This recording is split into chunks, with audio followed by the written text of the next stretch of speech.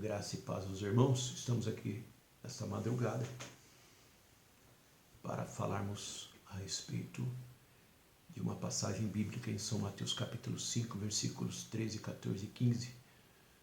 Uma passagem que nos adverte acerca de como devemos proceder como servos de Deus diante do Senhor.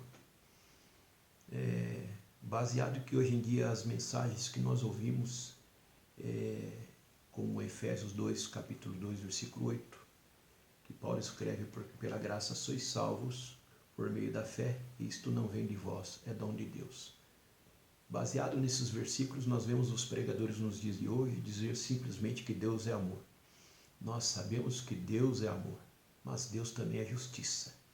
E nesses versículos de São Mateus, capítulo 5, versículos 13, 14 e 15, Deus está nos fazendo uma advertência muito importante para nossas vidas espirituais. Versículo de número 13, ele escreve dizendo: vós sois o sal da terra, e se o sal for insípido, com que se há de salgar?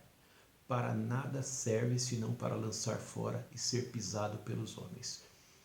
O que Deus queria dizer, o que Jesus queria dizer com isso, quando deu este ensinamento no monte, na época, nós sabemos que até os dias de hoje, em Israel, no inverno, o inverno é muito rigoroso, caía-se muita neve, e a frente do pátio do templo ficava tomada de gelo, de neve, e aquele sal que era acumulado para salgar as carnes, que tinha uma outra finalidade de dar sabor para os alimentos, quando ele perdia a sua validade de salgar, de temperar, de dar tempero, sabor para o alimento, para as refeições, para a carne, ele era levado para o templo e ali ele era usado como uma maneira de ser lançado na frente do templo, para que as pessoas não escorregassem ali naquele piso de mármore, daquelas pedras do pátio do templo.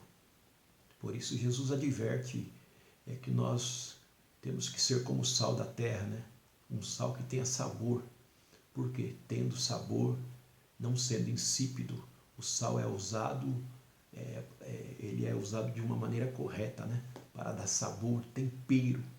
Ou seja, nós temos que ter temperança. As pessoas têm que olhar nas nossas vidas e ver uma temperança por parte de Deus.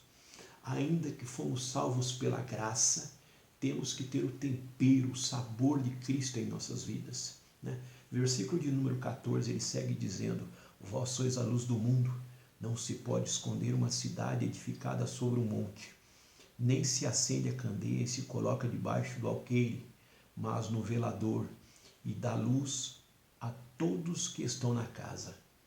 Ou seja, era acendido um velador, e este velador era colocado numa parte alta da casa. Naquela época as casas elas não tinham a constituição de uma casa nos dias de hoje, com vários cômodos, mas ela era feita de um único cômodo grande.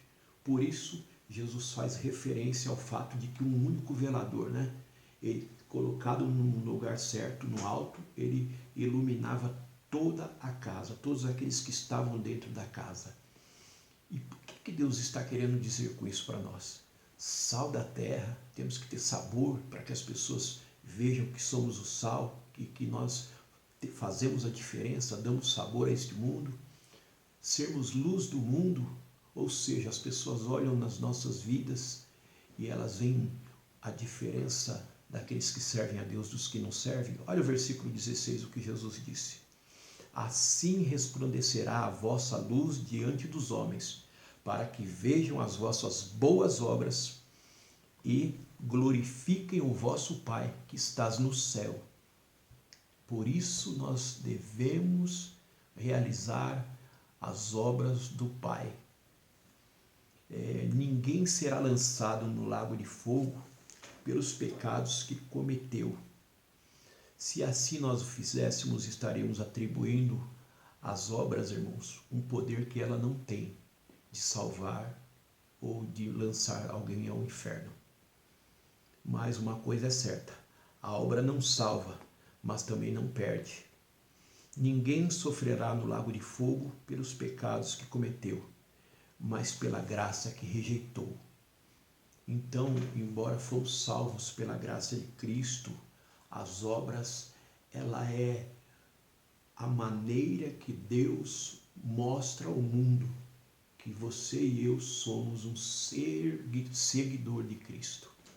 Quando você anda em santidade neste mundo, quando você se revela ao mundo como sal da terra, uma pessoa que aonde chega consegue temperar o ambiente, fazer com que o ambiente seja um ambiente saudável. Quando você chega em um lugar e as pessoas conseguem ver a luz de Cristo em você e perceber que você tem uma coisa diferente, não você como um santarrão, né? Essas pessoas que não se comunicam com ninguém, querem ser muitas vezes, né, parecer como os fariseus diferentes, né, chamar a atenção para si. Não é isso. Não é isso que nós estamos falando. Mas nós estamos falando nos sinais que seguirão os que creem, né? Você e eu não seremos salvos pelas obras, a fim de nós não nos gloriarmos dela. Porém, a obra, ela é nada mais do que a manifestação da graça de Cristo na vida daqueles que o seguem. E para você, nesta madrugada, fica este alerta, né?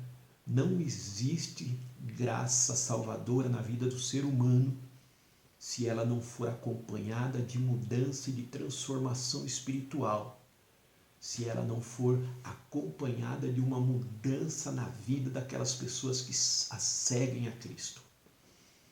Por isso, não se deixe enganar. Quando você vê pessoas pregando, dizendo que o importante é o coração, né? Que tudo é graça e que Jesus nos salvou pela graça, obviamente Jesus nos salvou pela graça, né? A graça, ela é de graça, mas ela não é barata. Não se esqueçam disso. A graça, ela é de graça, mas ela não é barata. Por isso, lembre-se, você é sal da terra e luz do mundo. Você está neste mundo para trazer sabor para este mundo, para trazer luz para este mundo, para que as pessoas vejam em você a presença de Cristo e o sacrifício que Jesus fez lá na cruz do Calvário, quando abriu os seus braços, estendeu seus braços na cruz do Calvário, onde foi pregado para a remissão dos nossos pecados. E fique como meditação para a sua vida nesta madrugada. Deus abençoe a sua casa, Deus abençoe a sua família, em nome de Jesus.